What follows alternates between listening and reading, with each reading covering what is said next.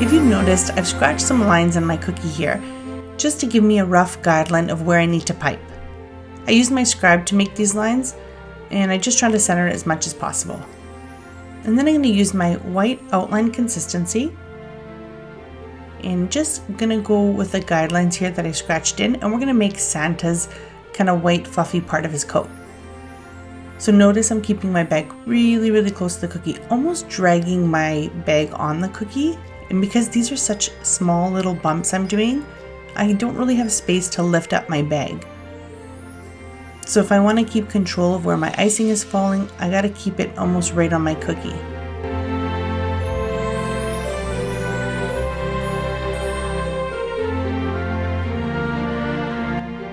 Here I'm going to put a little squiggle down the middle, and this is again the same consistency, my thick consistency outline, and then I'm going to flood right over top.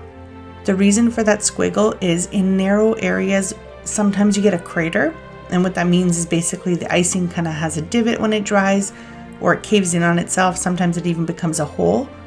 So having that thicker icing under, it really helps support the flood from caving in on itself. We want nice, fluffy, finished cookies.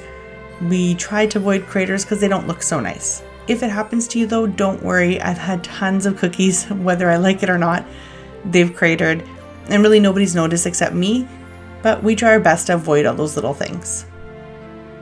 And here I'm just taking my time, flooding each little section, making sure I'm getting in all those bumps.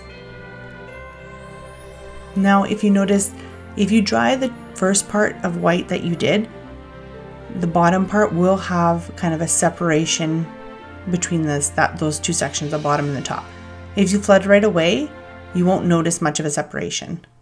So it depends what kind of look you're going for. If you want to see that kind of bumpy bit where the two sections meet, you would want to let that top section dry. And then I'm going to go with my red outline consistency. And I don't need to outline, where the white is. I just need to outline the edges of the cookie. This is just to keep our flood inside, and I don't have to worry about any of the other borders. And then I'm going to go in with my flood consistency, and I'm slowly getting into each groove because I kind of want to make sure that I can still see those bumps there. Sometimes with flood, you lose a little bit of the details, so I'm not going too much over or into, the white part, but I do want to get into those little grooves so that you can still see the bumpiness. I want to give it an illusion of a nice fluffy white kind of coat that he's got on. And just keep in mind, if you're doing smaller cookies, these are maybe 2.5, maybe 3 inches across. You don't want your icing too runny, so you don't want your flood too loose, which means don't put too much water in it.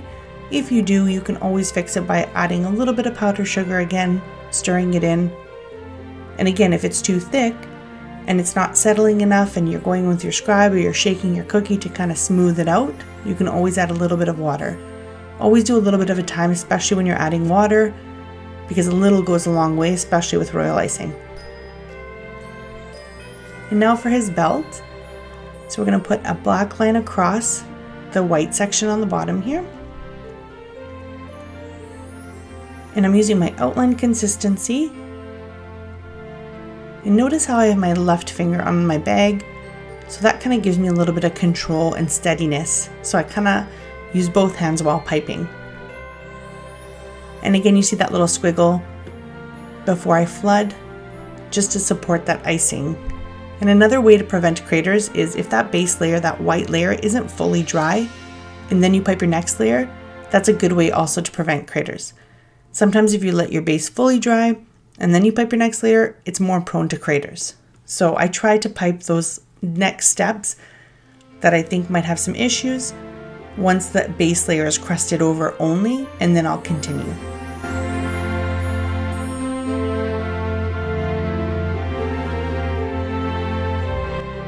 And now I've let my black dry. You can see it's kind of changed, the sheen has changed a little bit. It's not as shiny and wet looking. And we can pipe our belt details. And again, this is just my yellow outline consistency. So I popped a rough outline of where I want the belt to be, or the belt buckle I should say. And then I'm just going right beside my line, putting even pressure on my bag just to thicken up that line. Now I could outline this little small area, try to flood it, might get a crater, the flood might go a little bit too much over because it's so small. So I find this is the easiest way. Take my thick icing, do kind of a slow line. If I keep my tip close to the bag, it kind of spreads out just enough, just thick enough. And it makes it a lot easier. I don't have to make two consistencies. Just use my outline and we're done. Gotta take my scribe a little to smooth it out, but as you can see, it works pretty well. And you have your completed Santa cookie.